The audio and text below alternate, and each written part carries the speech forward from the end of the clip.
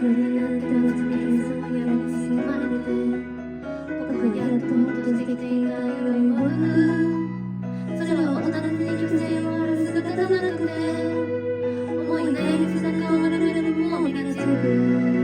トイレで抵抗する外的な不安な何もやらない